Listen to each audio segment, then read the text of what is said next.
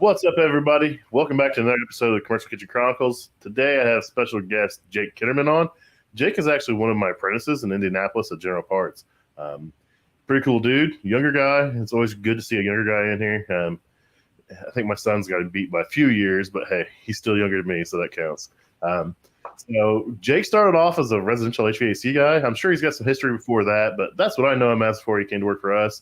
And he's been working with us for probably 8-9 months now, and he's coming on pretty nice. So let's hear it for Jake. So Jake, thanks for coming on, buddy.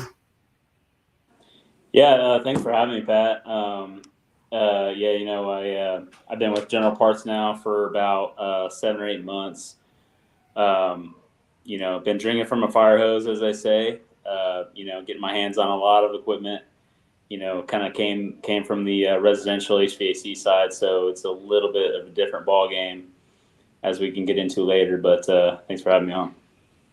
And of course, we got Jason Latimer back. Jason's going to be a staple around here, I think. I'm just going to keep having him back over and over and over. So what's going on, Jason?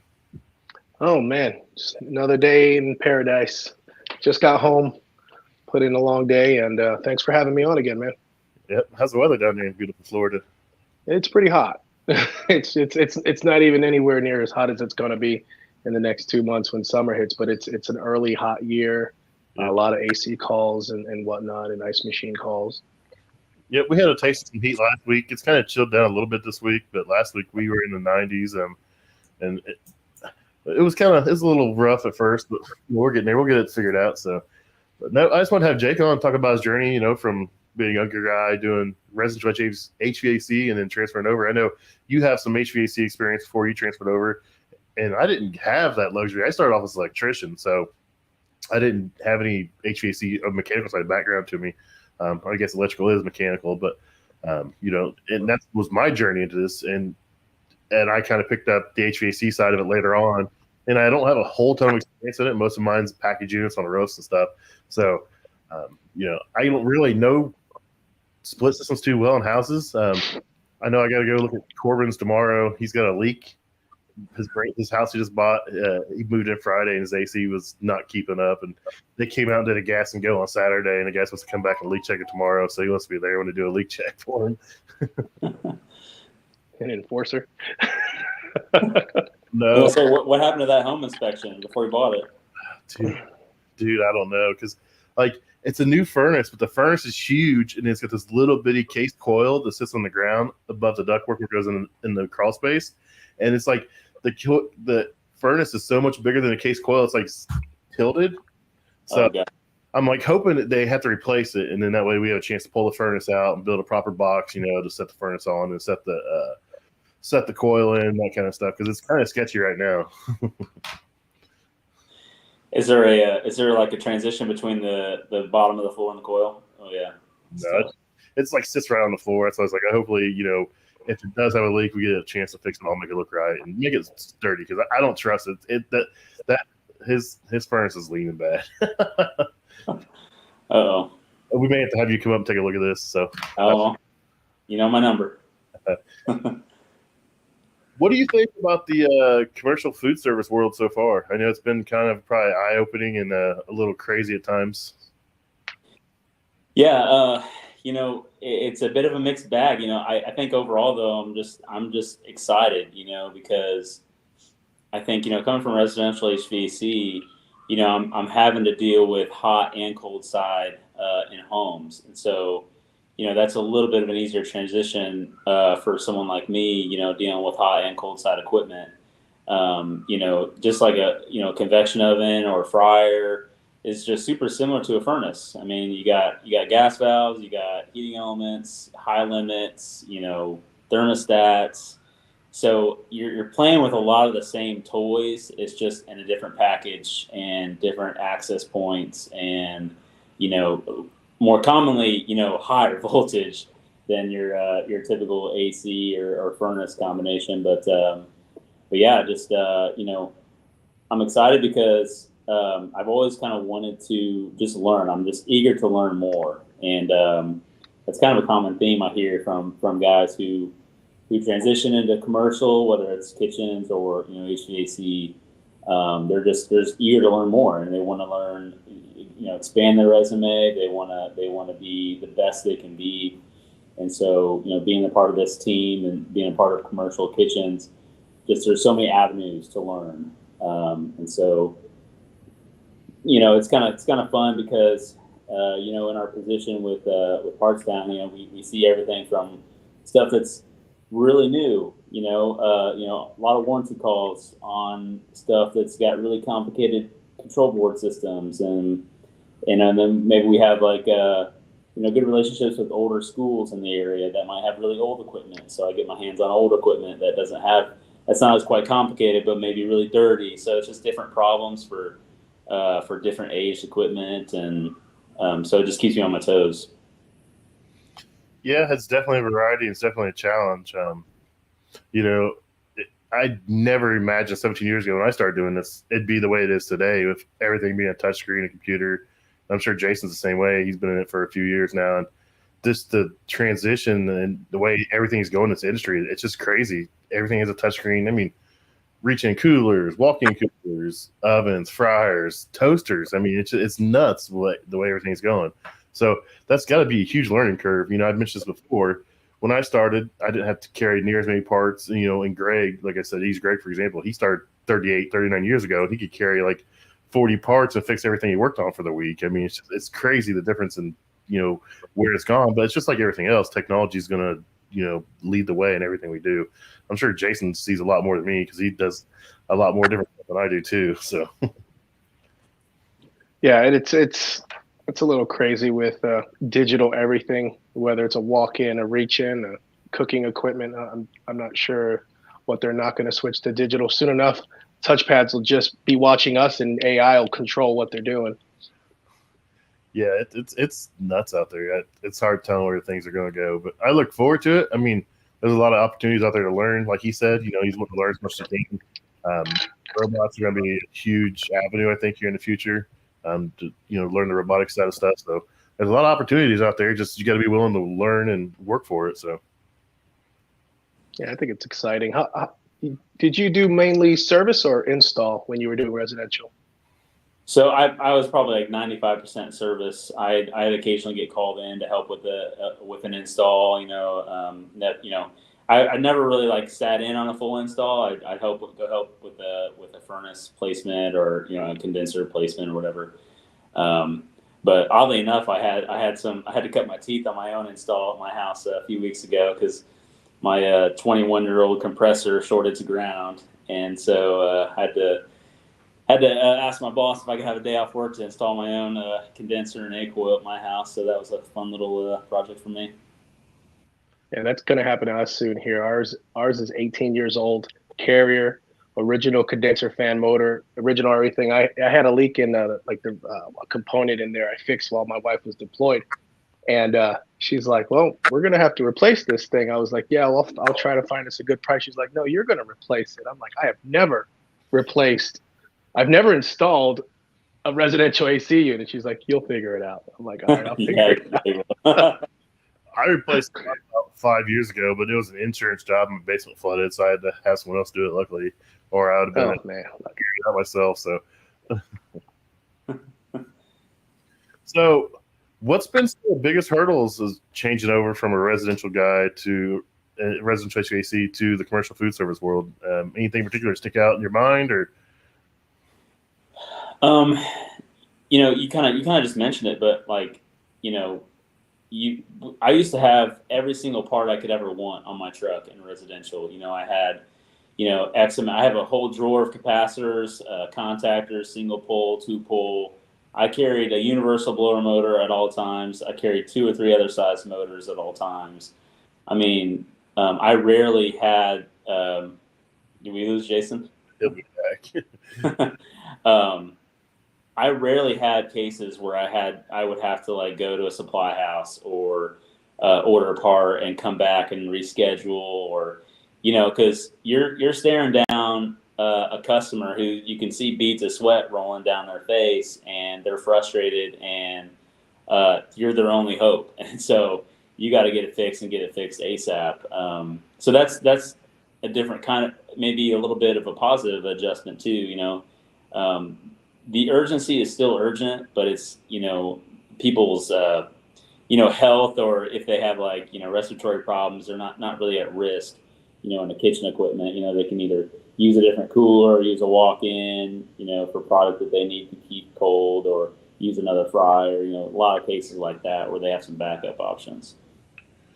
Yeah, it's a carrying enough parts to do everything we do it's impossible. I mean, I always make a joke that we could drive a semi and I'd still have to order parts. I mean, we do pretty good about assigning guys to certain product lines, but still, it's some days it just doesn't happen. I mean, I always double check, see if I got parts at the shop or if there's a guy close that has the parts, and if not, I got to order it. And if it's a critical piece of equipment, I always make sure I give the customer the option. Hey, next day air, we can try to get them back tomorrow, or however we can do it. And then, we do a lot of warranty work, and most manufacturers now, they don't want their equipment down because it makes them look bad. So they're approving next day air on just about everything, especially under warranty.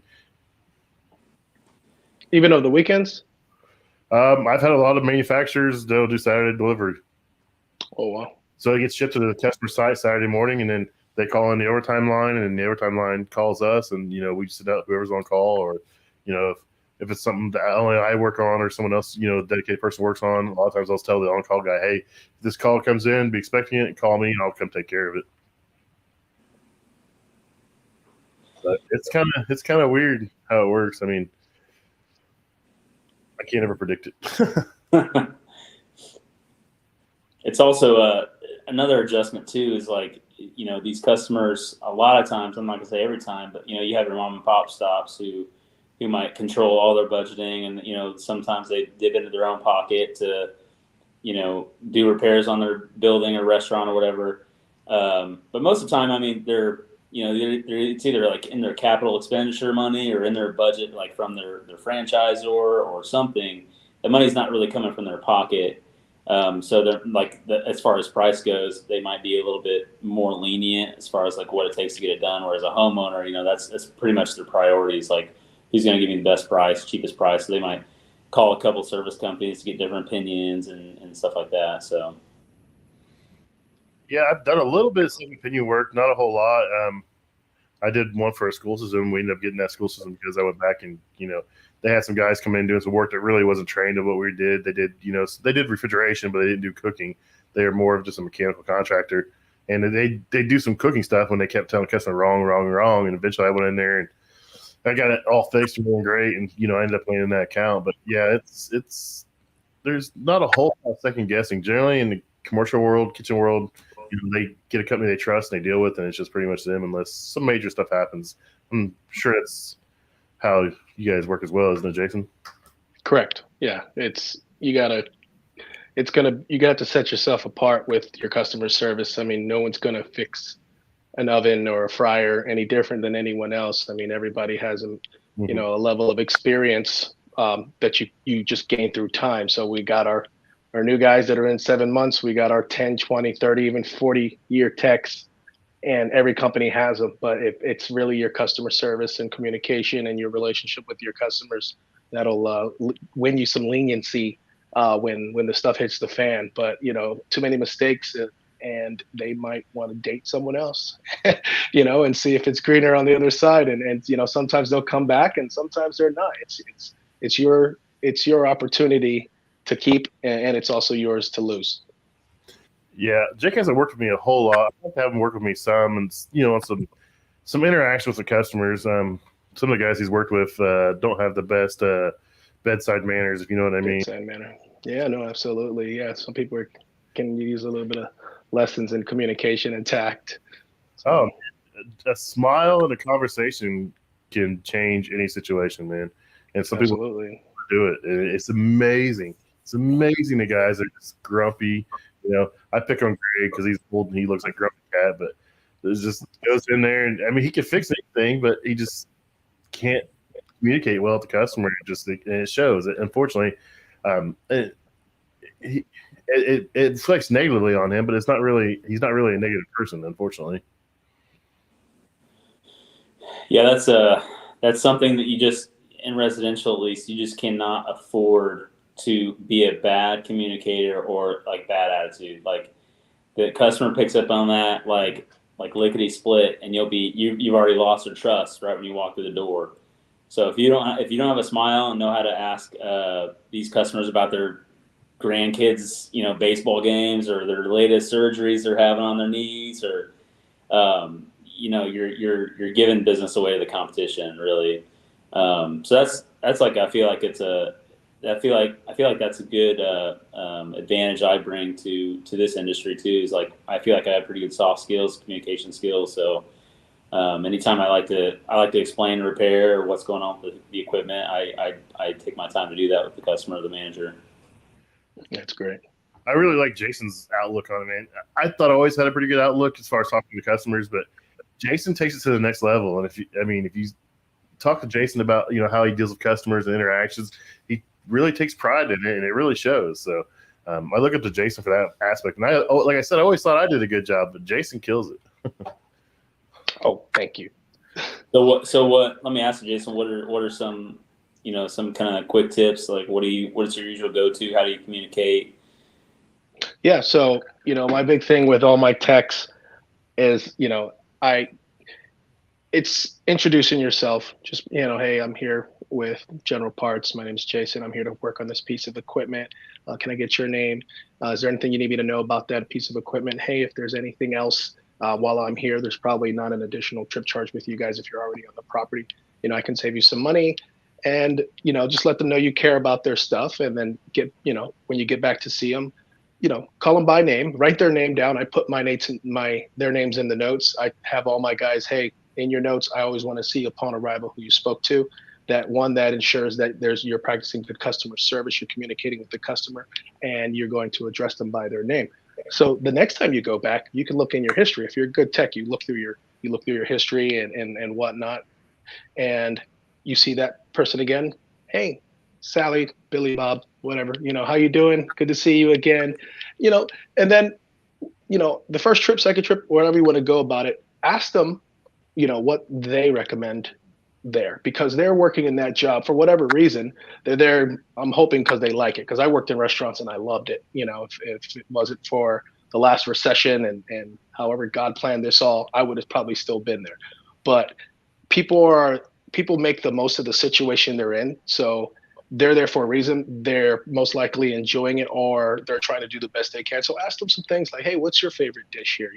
What's a good night to come in here and whatnot. And, one, you're showing them that they're human, because when they see you and the first thing they see, and this is from my experience is working in hospitality, they see money going, so you're just someone who costs them money. And until you make them human and you communicate with them, now it's just like, okay, they see me, they're not looking, because there's a perception when I worked in hospitality that a lot of the guys came in who didn't speak to me were a little snobby and they thought they were better than me. And you know what, that's a narrative that my own mind made up, but that's what people do. They have to discern the situation they're in when they're interacting with other people. You do that all day. Call it being prejudice, discernment, whatever. You have to size people up and figure out what the heck they want from you. So until you create, a connection with them, all you are is somebody who's costing them a lot of money, so get to know them, ask them some stuff. And then the next time you come back in, say, maybe try that dish. And, when you get a chance, take it to go, come back and say, hey, I tried that recommended dish that you recommended. It was great. Like you said, it's real easy to, just like if you went to a bar and you made friends, you just shoot the shit with someone. That's what you do. That's all you're doing. Just treat them like humans, and they're going to remember you, and then you become a preferred technician and whatnot. Yeah, there's no better feeling than when a customer calls in with a piece of equipment is down, and then, they ask for you, and dispatch tells them, hey, it's going to be 3 or 4 days, it's going to be next week, and they're like, I'll wait. Just make sure you send Jason out. Make sure you send Jake out. You want that relationship. That affects that looks. The perception of that relationship is going to go a long way with your employer, with that customer, and everything. So you build those relationships and you just nurture them. I mean, there's so many these schools, places I've been in where I know these people. I've seen them outside of work. I've been in, like, I went to a hardware store and I ran into a customer of ours, and he came up to me and started talking to me. where do you know him from? And I'm like, oh, he runs this kitchen at this hospital. Or, I'll see someone, like, I'm trying to figure out. My wife's like, you know her? And I'm like, yeah, I'm trying to figure it out. Maybe a few minutes, I'll figure it out. Eventually it clicks, oh, I know her. She's a manager of this restaurant somewhere. It's just, and if I remember who it is in time, I'll talk to him. Hey, how's something going? It's just, my mind's a crazy place, but I'll figure it out eventually. You know her? Yes, and then I explained it to her that she's pretty understanding. At first, she wasn't very understanding. Then she's got to realize that I deal with thousands of people a month. So yeah. I'll never forget. It was like maybe my first, I don't know, a few weeks on the job, and I was with Pat, and maybe I don't know if I was with Corbin or someone else on our team. We were taking out those coolers in the basement of Butler, and that Chad, who is part of on the management team, like I remember him just like coming up and talking to Pat like he was like Pat was his best friend.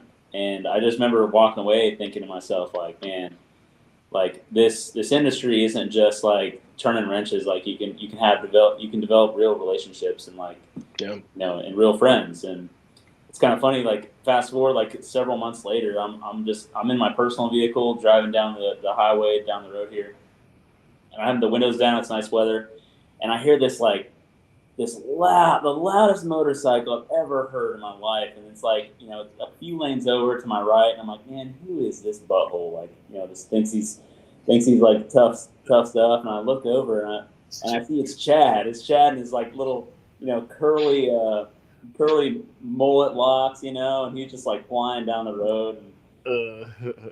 Yeah, he's seen me at NRA show. I was in line getting my badge, and someone's screaming my name, and I walk outside and I'm getting a text message, and it's Chad. He's, hey, I just seen you. So I waited for him, came out, and I talked to him. I walked down the NRA show for about 20 minutes, and it was pretty cool. But yeah, those relationships go a long way, man. Like, and I didn't really know him. I only done some work for him like one time, whereas as the last university he was at, DePaul. I went in there and they had a cooler. It was just about the end of its warranty and had a lot of issues. Some coil degradation, some other stuff. And I fought for him and made it right because they kept trying to deny stuff. I'm like, no, you can't do that. You can't do this.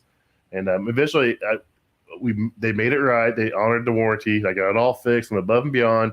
And then he got transferred over to Butler, and he wasn't happy with the service he was getting there. And he requested General Parts, and he requested me. And I walk in there. I'm like, oh, hey, you're here. He's like, yeah. He's like, you're here because of you and me. He's like, so let's make this work. And ever since then, it's just been a pretty good relationship. I always enjoy going to Butler.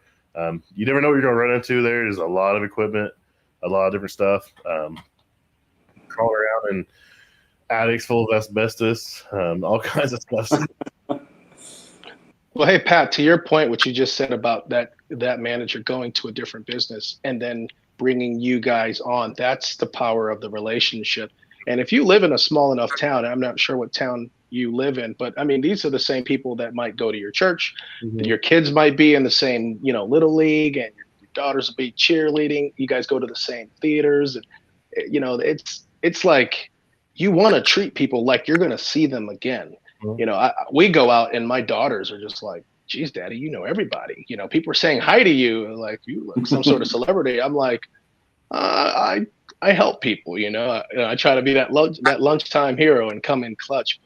But people really do remember how you service them. How you treated them, how you made them feel. So that's powerful. You never want to cross anyone or make them feel any kind of way, because that's how the universe works, man. They're gonna go somewhere else. Everybody's on a ladder trying to grow and stuff like that. So are they. And that might take them away from where they are currently in that journey. And they're gonna want people who they trust to back them up. They're only going to go with who they know, so that's where you got brought over to that other university or whatnot. So I love that. I love that happens, because that just speaks to relationships.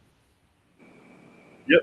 I mean, it's a huge part of it. So, and I think Jake does a pretty good job. I haven't done a whole lot with him, one-on-one, and I'd like to here in the future. It's been hit or miss a few times, just because of location. So he's been kind of kept with one of the guys that does some more refrigeration than me. But I'll get some chance to work with him and see how he interacts. I try to push that to everybody, and it's so weird. I pick on my son because he's my son and he's one of our trainees, but Like I told stories about him being this outgoing and crazy kid his entire life, and he comes to work here and he's scared to come up in the office up front. He won't come up there and talk to nobody. He hangs out in the back. I'm like, you gotta talk to people. That's our job, dude. He's just like, he's just shy. And I'm like, I don't know that side of him because it's never been the side I've seen of him. It's just crazy. So I've told stories to our customers that, I regular customers I've dealt with for years. And then we go in there and then we're working and I'm like, oh, yes, my son. And I'm like, that's your son? I thought you said he did this. I'm like, apparently he's going to make a liar of me today. So, but yeah, being comfortable with people is a huge part of our job. So what do you like about this industry so far? Anything in particular you like working on, you don't want to work on? I feel like I'm pretty comfortable with like most refrigeration stuff. I feel like General Parts does a lot of business with combi ovens. Mm-hmm. So I feel like naturally it's like on one hand it's like I'm comfortable with them, but on the other hand I don't know how they work yet. So between refrigeration and then like running combi oven calls, like I don't get a lot of other like hit or miss fryers, hit or miss convection ovens, hit or miss. I don't think I've worked on an open range to this day, but a lot of toasters and stuff like that. So I think right now like I really enjoy doing the refrigeration side, but also like I love learning about the combi because I feel like it's pretty complicated and I like to challenge myself and learn more about that. So. You haven't seen nothing on the refrigeration side yet. You've done a lot of stuff with Jim, so you've done a lot of the smaller stuff. Wait till you get some bigger walk-ins, some all digitally controlled stuff, some electronic TXVs and stuff like that. It's a whole nother world. Yeah, I mean, I'm Kelly, our dispatcher. I remember when I first started, I kind of sat with her for a couple of days, just kind of cut my teeth on how they do dispatching, how they schedule calls and stuff like that. And I remember her saying like, right now we only have 2 refrigeration techs, and between Pat and Jim, and Pat has a lot of other responsibilities and installs and stuff like that. So they're kind of like bottlenecked a little bit of refrigeration. So I'm like, man, let's get this going. Like I want to learn. I want to get in there and put my gauges in and see what's going on. And but yeah, I'm excited to do some like more walk-ins and more freezers and stuff like that. So yeah, I miss doing walk-ins. I miss doing refrigeration because right now, like you said, I'm kind of just like stuck on installs. There's this huge Outback rollout with this Unox stuff, and I'm kind of getting into this kind of stuff. I'm like, hey, I want to do some more refrigeration stuff. I'm getting kind of bored over here, guys. So. Is that nationwide, that rollout? Yeah, so Outback's redoing their main cook line nationwide. So they're actually putting in 3 Taylor grills. So they're I heard about that. Putting in a gas 3-head. They're putting in their new 3-head electric and the 2-head electric where the bottom buttons go up to. So they're putting in 3 Taylors. They're putting in an Unox, and then they're changing some of the other stuff around. So they're doing our area right now. I did 2 last week. I did 3 this week. We get 2 weeks off. I do 3 more. It's pretty crazy. I didn't know Taylor spread out like that. It's a lot of service. Yeah, well, since they got bought up by Middleby Corp, it's gonna be crazy. Oh yeah, that's right. Because I'm Taylor certified. Yeah. So I work on the grills and stuff, or I was, but I was wondering, now that you mentioned that, that was recent news. Yeah, so they're good for them.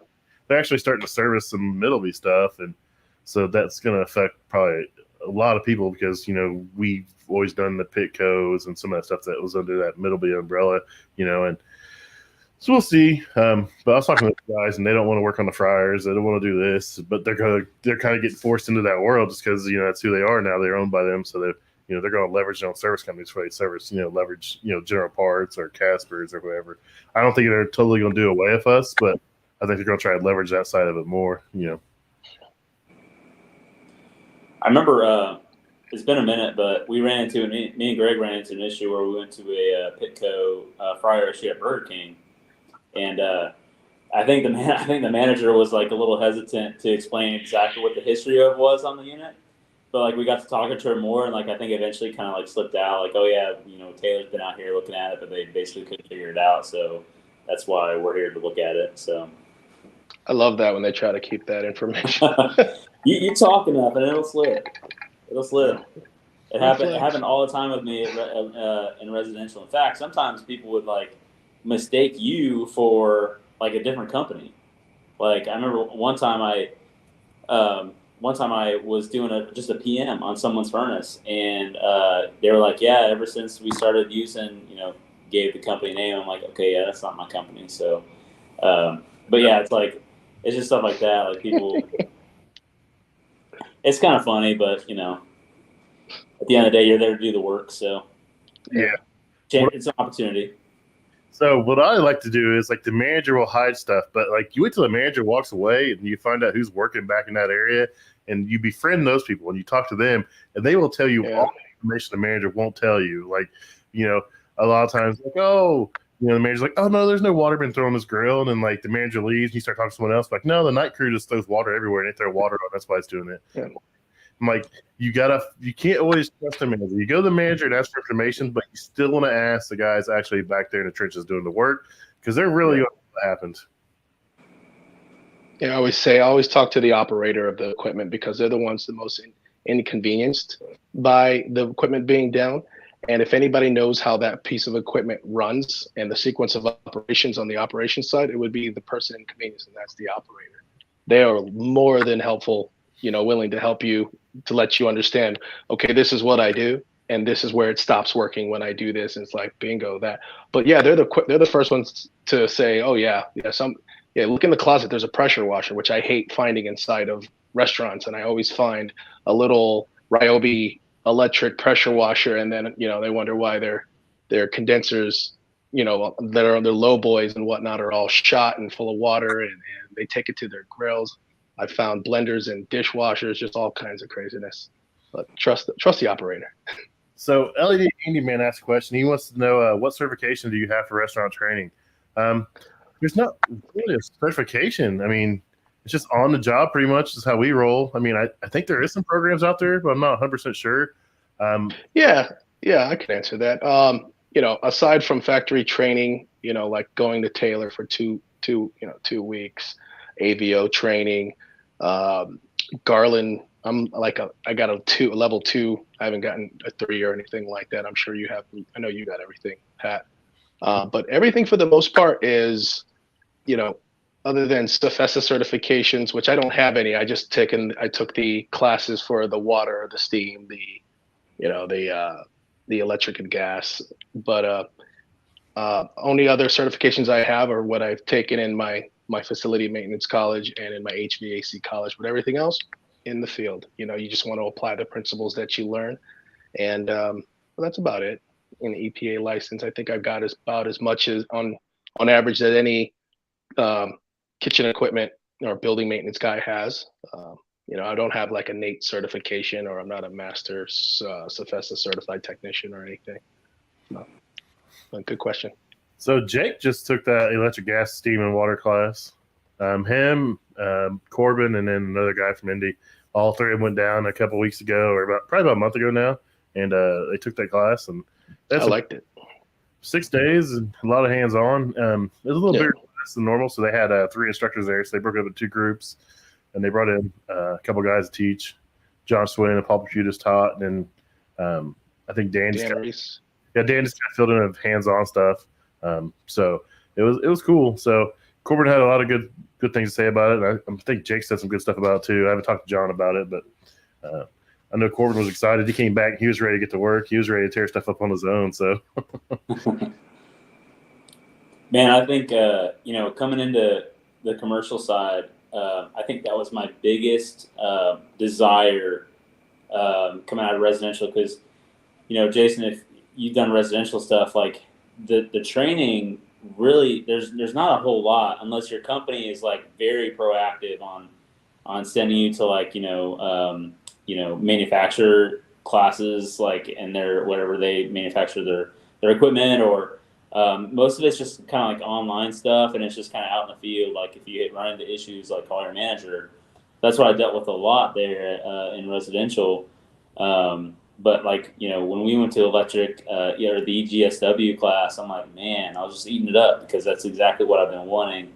And the guy teaching us has been doing this for 40 years, and there's another guy over him that's been doing it for like 50 years, and then not to mention all the guys around me who are either in my same like spot in their career, or maybe they have been doing refrigeration for 10 years and they haven't touched hot side stuff yet. So they're still cutting their teeth on stuff. So it's like kind of crazy, what all is out there and where people are at, and kind of bouncing ideas off of them, talking to them, learning about their experiences kind of really helps you push you forward.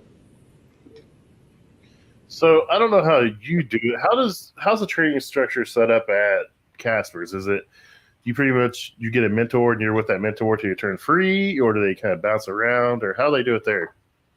So for our university that we have a full test kitchen, but we also have a couple RTUs, full size Lennox and York RTUs. We have them on casters. We roll them in and out of the warehouse, and we everything's hands on. We got some boards, some huge boards, some that we built ourselves, and some really expensive ones. They're about the cost of a car that are in there, modules, so we can explain things.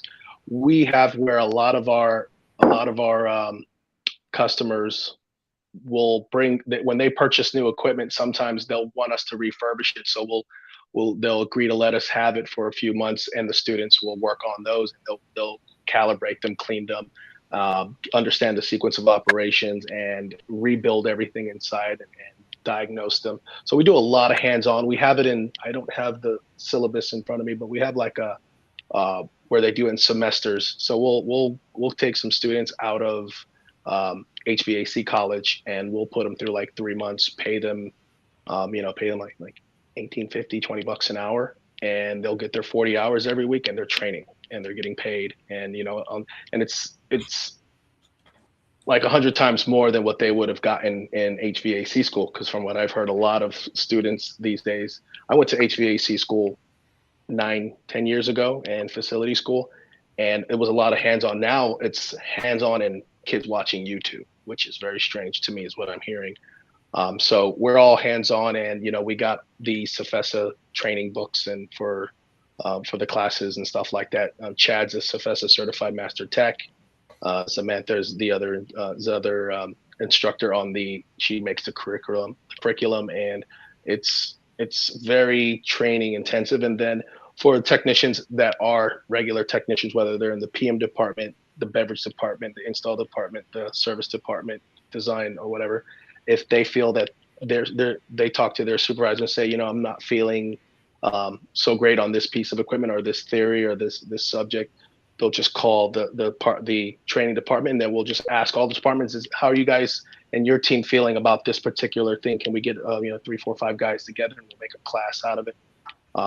Like our test kitchen, I'm going to have everyone come in, I think, in 2 Fridays, because I'm on vacation as of tomorrow for about a week and a half.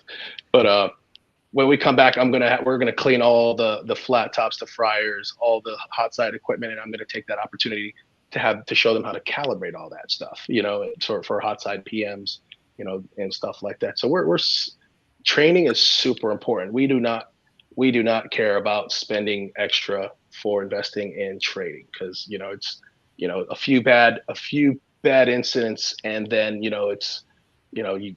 a customer leaving, it's millions of dollars potentially, and that's a big hit. So we got to make sure everybody's on point and whatnot. So that's how we are with training for the most part. When it comes to mentorship, once you're in a department, your supervisor, your lead technician, those are your mentors.